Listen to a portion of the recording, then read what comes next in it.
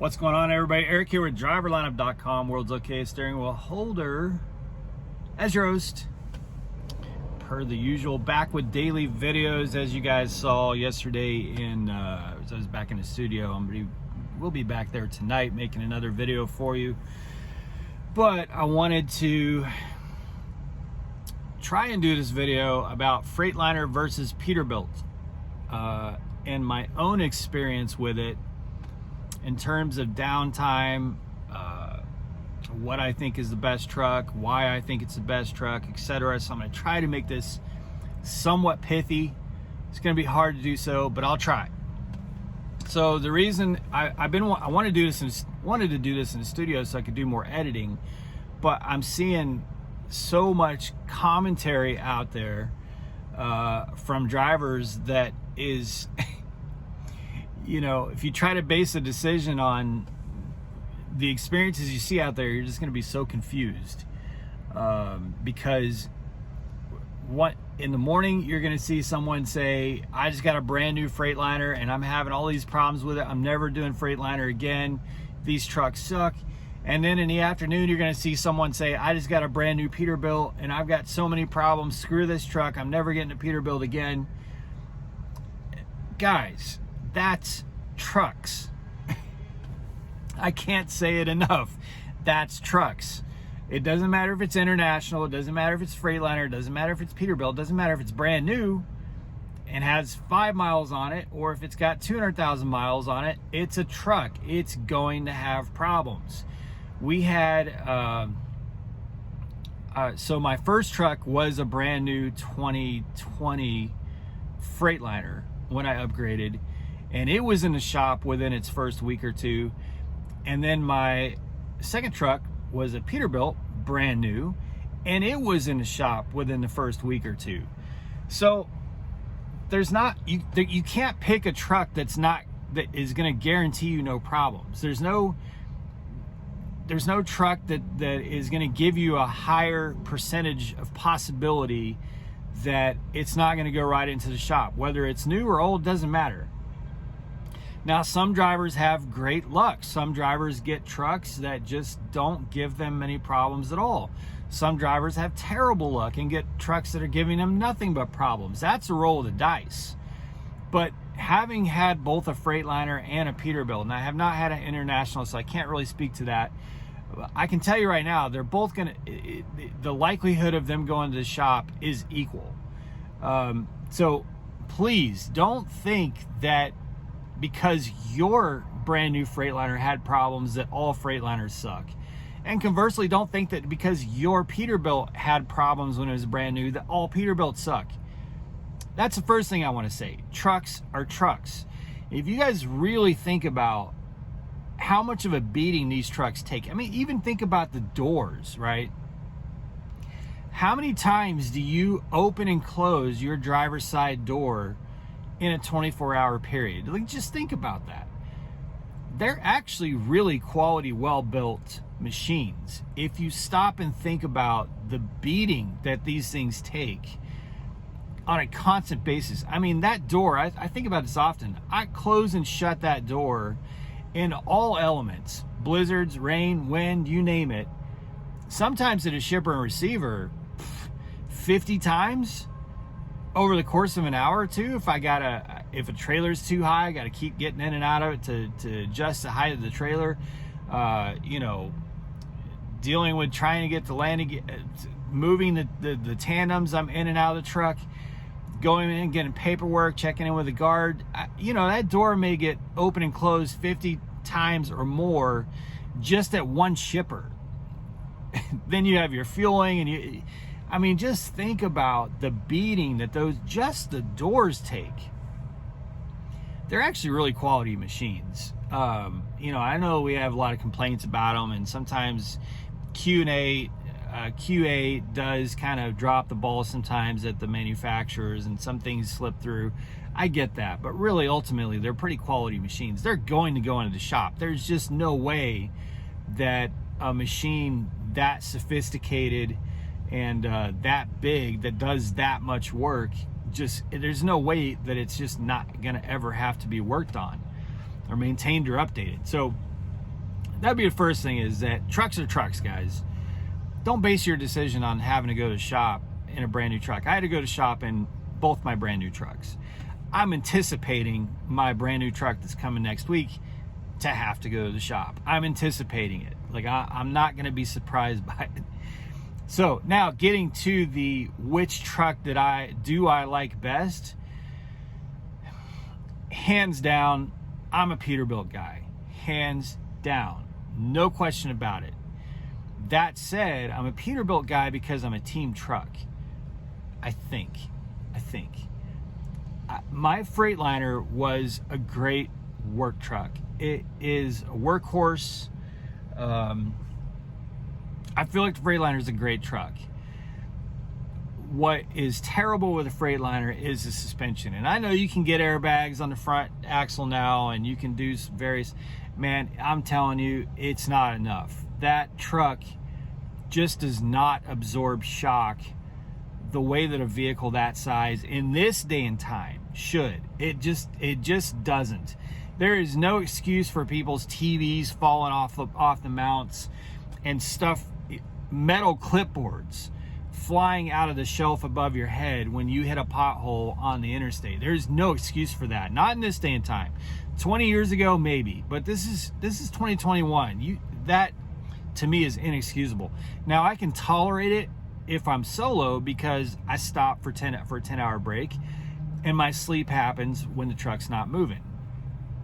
As a team truck, I could not sleep in that Freightliner, and that's pretty much, it's not the sole reason, but it was the driving force of why we switched to Peterbilt and why we'll never switch back. Now, Peterbilt, I'm not going to say it just glides and it's perfect and you don't ever feel anything. You're still going to feel stuff, but it absorbs the shock. You know, in a Freightliner, it could be a tiny little, like just a crack in the road, and it feels like your dash is coming apart. Unacceptable to me. In a Peterbilt, at least it's absorbing the shock, and that's why we switched to Peterbilt. That would be the core reason. The kind of secondary, I like the way the Peterbilt handles cruise control and jake brake, engine brake much better. In the Freightliner, I was constantly toggling all day long, toggling a jake brake. In a Peterbilt, you just set it and go. You don't have to turn it off when you get to the bottom of the hill. You just set it where you want it and just go for the rest of the day. Set your cruise control, you're good to go. I love that. I like the elegance. It's just a nicer feeling truck inside. I like the layout of the Peterbilt. I don't like the tiny fridge. But the layout to me, it just feels more classy. It feels more like, I just feel better being in a Peterbilt. Again, a Freightliner just feels like a work truck. It just feels like it's built just to go to work. It's not built for comfort. It's built to haul freight and do so efficiently and as low cost as possible. That's what a Freightliner is. So those are really my reasons. I like the longer wheelbase on the Peterbilt. It took me a minute. It took me a minute to learn to, kind of get the feel of backing that truck up, because in a Freightliner, when you're doing a driver's side backing maneuver, I would always start with the wheel cranked all the way to the right in the Freightliner, and then just kind of, work my way over. In a Peterbilt, if you start with a wheel cranked all the way to the right, when you start your backing maneuver, the back end of your trailer swings way too fast. You're going to find yourself making a lot of corrections. So the longer wheelbase does take a little bit of adjustment, not a lot, just a little bit. But once you get it, man, the Peterbilt to me is such a more elegant backing machine than a Freightliner. That said, because of the longer wheelbase, some docks are going to be a little bit more difficult because the Peterbilt's a longer truck. So you need more room in front of you than you needed with the Freightliner. Also, because it's got that longer wheelbase, you have a lot more room between the back of the cab and the front of the trailer. So you have a lot of room up on the catwalk. And being that I have to get up there all the time to get load locks and stuff like that, I like that extra room. So there's just, you know, as a team truck, I think the Peterbilt is just it's a better truck. But I'm not saying that the Freightliner is not a great truck. The Freightliner was a great truck for us, especially when I was solo. It's very profitable, very fuel efficient. I just couldn't do it as a team. And because I drive with Jenna, it's our home on the road, and the Peterbilt just feels like a better home for us. So that's why I'm a Peterbilt guy. As far as the downtime, so I meant to go back and look at this. I believe with both trucks, there were 3, I won't say significant, but with the Peterbilt, we had a more significant issue, and that was our headlight issue, which is so stupid. Just so stupid that they couldn't figure out that it was just a wire that was touching up against the hood and shorting the headlight out. And so it had to go to the shop 3 or 4 times. You guys remember, long-time subscribers will remember those videos. We had a lot of problems. We had to be repowered. We're constantly going to shop to try and get that headlight fixed, and which was just ridiculous. It wasn't a significant issue. It just, Peterbilt made it a significant issue. But there were 3 things with each truck that required it to go to the dealership. So each truck had 3 good reasons to have to go to the dealership. The difference is Freightliners generally can get trucks in and out a lot faster. Peterbilt's terrible. It's not that Peterbilt's break down more often, it's that it takes a lot longer to get them fixed. Sometimes you can luck out in Springfield. I know Travis Kinley just lucked out and he had his fixed in like 3 days. This Peterbilt in Springfield is a 24/7 operation. The vast majority of Peterbilts, I think there's only like 3 that are 24/7. The vast majority of Peterbilt dealerships are almost like banker's hours. It's crazy. An industry that runs 24/7, it's crazy that they have the vast majority of their dealerships, you can't go check a truck in at 10 p.m. That to me is so stupid. And they can't argue that they don't have enough work, because there's always a line of trucks at all these dealerships that need to be worked on. So the work is there. So I don't get it. But anyway, I don't work for Peterbilt. I don't know the ins and outs. I don't know the economics of it. It's crazy to me what it takes to get a Peterbilt truck worked on.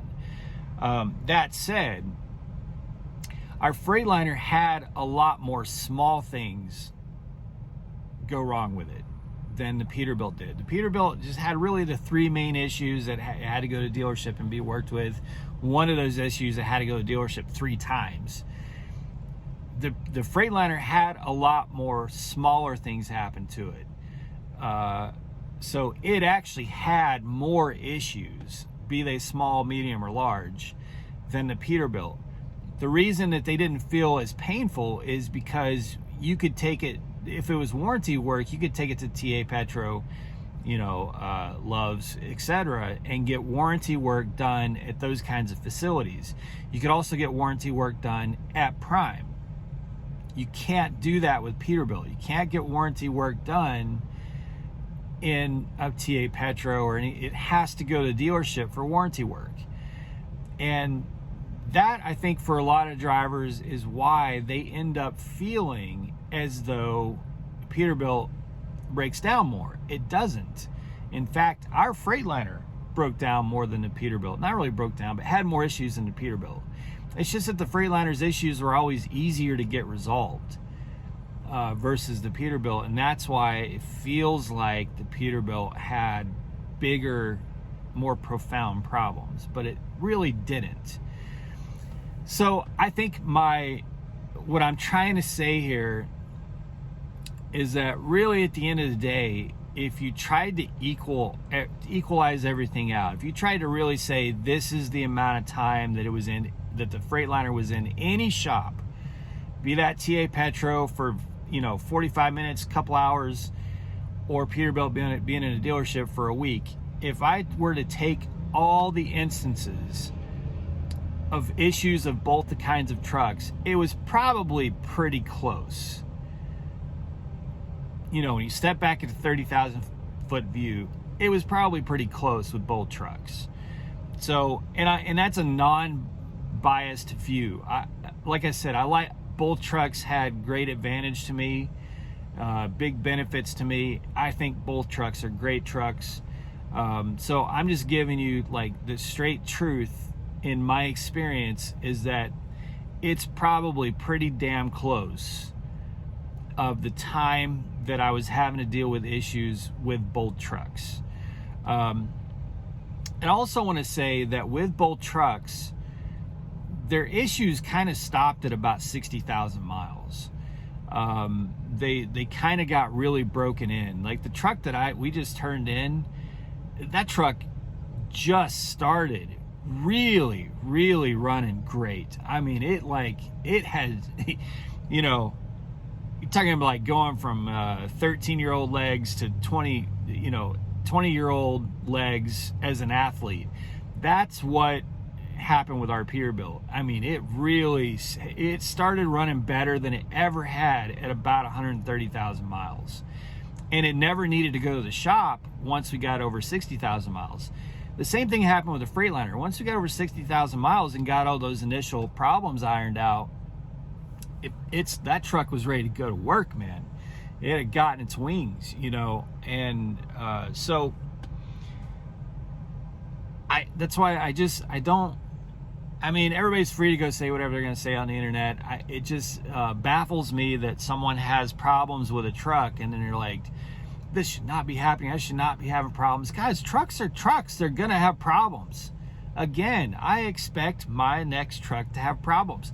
I expect Brad's truck, when it comes in September, is probably going to have some problems. It's a brand new truck. I expect that Freightliner is going to be in the shop, you know, just until it gets all its shit ironed out and grows up and gets ready to go compete at the professional level. You know what I'm saying? So hopefully, I know this is not, it's not intended to encourage you to pick one or the other. This video is intended to tell you that they both have advantages and that they both have disadvantages. And the disadvantages are that they are mechanical machines that are gonna have problems. And they're pretty damn equal in the long run as to what kind of downtime you're looking at. You're gonna have a lot of little things with a Freightliner, at least in my case, or a couple big things with a Peterbilt. So it's not like, you know, it's just not, I don't think that you can fairly say this truck, I'm never getting this brand of truck again because it's not gonna have a problem. Because you could have that problem with a Freightliner and then you switch to Peterbilt and then you're like, oh shit, you know, what was I thinking? This is so much worse. Or the other way around, because they're just trucks, you know, they're gonna have problems. So anyway, guys, I'm waiting to meet a couple people. Might be doing a video with Prime Inc. on their channel here shortly. So I was just out here killing some time and figured I'd give you guys a video real quick. Be safe, make good decisions, and as always, drive to thrive. I shall talk to you guys soon.